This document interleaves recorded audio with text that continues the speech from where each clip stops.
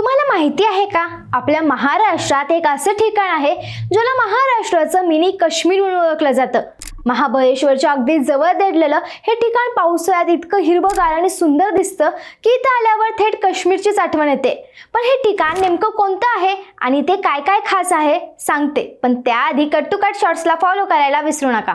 तर हे ठिकाण दुसरं तिसरं कोणतं नसून साताऱ्यातील तापोळा आहे. महाबळेश्वर पासून सुमारे 25 किलोमीटर आणि मुंबई पासून साधारण 280 किलोमीटर अंतरावर हे गाव बसलेलं आहे. तापोळा हे गाव कोयना आणि सोळशी या दोन नद्यांच्या निसर्गरम्य संगमावर वसलेलं आहे. या नद्यांमुळे इथे शिवसागर सरोवर तयार झाला आहे. या अथांग सरोवराच्या संत पाण्यात कायकिंग आणि बोटिंग सारख्या जलक्रीडा खेळल्या जातात. निसर्गरम्य वातावरणामुळे हे ठिकाण शांतता आणि फोटोग्राफीसाठी अत्यंत प्रसिद्ध आहे. तापोळ्याची दुसरी ओळख म्हणजे वासोटा किल्ला. हा ऐतिहासिक किल्ला कोयना अभयारण्याच्या अत्यंत दाट जंगलात वसलेला आहे. इथे जाण्यासाठी सरोवरातून बोट प्रवास करून किंवा जंगलातून ट्रेकिंग करावी लागते. हे अभयारण्य पक्षी निरीक्षण, जीप सफारी आणि जंगल कॅम्पिंगसाठी प्रसिद्ध आहे. त्यानंतर तापोळा परिसरातच प्रसिद्ध ठोसेघर धबधबा आहे.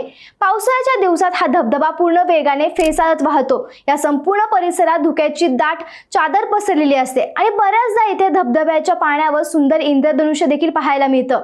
अशा प्रकारे अथांग सरोवर, दाट जंगल, ऐतिहासिक किल्ला आणि फेसाळलेले धबधबे या सगळ्यांचा संगम असल्यामुळे साताऱ्यातील या तापोळा गावाला महाराष्ट्राचं मिनी काश्मीर हा दर्जा मिळाला आहे.